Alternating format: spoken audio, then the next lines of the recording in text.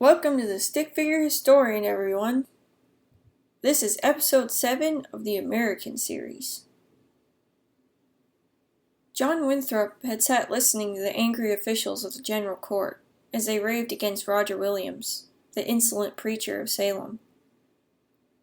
But when the talk turned to shipping Roger to England, Winthrop became very alarmed. He certainly didn't agree with Roger, but he didn't think he was a bad man. And he certainly didn't think he was worthy of rotting in an English prison. Winthrop decided he couldn't just sit silently and watch this unfold. He wasn't bold enough to stop the General Court outright, but he wasn't going to just let this injustice happen either. Winthrop secretly sent word to Roger, warning him of the coming soldiers. Massachusetts winters are no light matter, and a blizzard was currently raging at the Williams' front door when Winthrop's shocking warning arrived. Roger listened to the wind howling around the rough-hewn logs and the bits of ice and snow scraping at the window panes. It was no time to be outdoors, but he had no choice. He needed to leave immediately, alone. He hated to abandon his family here without him, but he knew that to stay was to perhaps never see them again, should he die in an English prison. The banished preacher bravely kissed his wife and 2 little daughters goodbye, and headed out into the storm. But where could he go? There was little help for him in Plymouth, nor was there any other friendly colony to which he could turn. Thus, cast out by his own countrymen, Roger turned to strangers for shelter. For 55 miles he slogged his way over the frozen wilderness of New England, until at last he reached a place that today is known as Raynham, Massachusetts. This was territory of the Wampanoag Indian tribe, and the homeland of their chief, Massasoit. Which, just a note here, Massasoit is a word meaning great chief.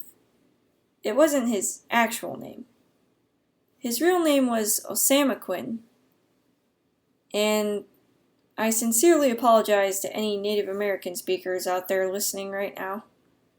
I have no idea how to properly pronounce these words. I have a tiny bit of Native American heritage, but sadly, I don't think any of it carried over into my linguistic memory. Anyway, we're just gonna call this dude Massasoit for now, because that's what all the history books generally call him. A great man this Massasoit was, chief not only of his tribe, but the head chief over an entire group of tribes known as the Wampanoag Confederacy. It was Massasoit who has first sent the famous Samoset and the friendly Squanto to visit the Plymouth Pilgrims when they had first landed and begun their settlement. It was Massasoit who had allied with those colonists to fight against their dreaded enemies, the Narragansett tribe. But that's all a story for another day. What concerns us now of this Indian chief is his great kindness and friendship towards Roger Williams. A group of Wampanoag braves found Roger wandering in the snow and brought him to Massasoit, who received the weary outcast preacher with open arms and welcomed him into the warmth and shelter of their happy village life.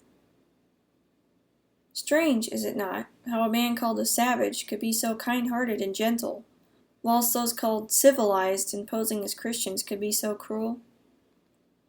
Perhaps it is the latter who are more deserving of the title. Some years later, Roger would actually write a poem on this matter. The courteous pagan shall condemn uncourteous Englishmen, who love like foxes, bears, and wolves, or lion in his den. Let none sing blessings to their souls, for that they courteous are. The wild barbarians with no more than nature go so far.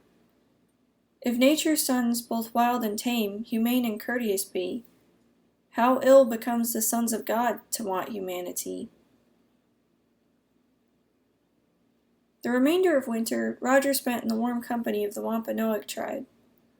He was able now to learn even more about their language and customs. And, of course, he never ceased to preach the gospel to them.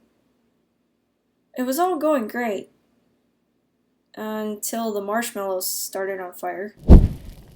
Roger also spent the dreary days speaking to Massasoit of a great dream he yearned to fulfill. He wanted to start his own colony, a colony that would truly be free, where every man could believe according to his conscience and speak his mind without being persecuted for it. Soul liberty, he called this freedom of thought. For all their talk of liberty, this was clearly something John Winthrop and the other Puritans of Massachusetts Bay Colony had not truly wanted, and as disgusted as Roger was with this hypocrisy, his dreams remained intact. By God's grace, it must be possible, he thought. And in another stark contrast to his Massachusetts counterparts, Roger actually planned to purchase this land fairly from the Indians instead of stealing it in the name of Christian duty. And it was this issue of land that he was discussing with Massasoit as they sat huddled before the fire inside the chief's wetu. After they had got new marshmallows, of course. Oh, and just a fun fact. A wetu is a little dome-shaped house made of tree saplings. The end of the trees are stuck in the ground in a ring, and the tops are lashed together with ropes or vines. Bark or mats woven from reeds comprise the wall and roof of the dwelling. It was a structure commonly used by the Wampanoag Indian tribe, among others. Massasoit listened quietly to the eager preacher. He was touched by Roger's kindness and sincerity, by his difference in manner from the rest of his pale-faced countrymen. He had come to have great respect for this young man. Yes, he agreed. I will sell you the land you need. Hey, dude, better watch that stick. I think it's getting too close to the... never mind. Massasoit sold Roger a beautiful little strip of land along the rushing Seekonk River.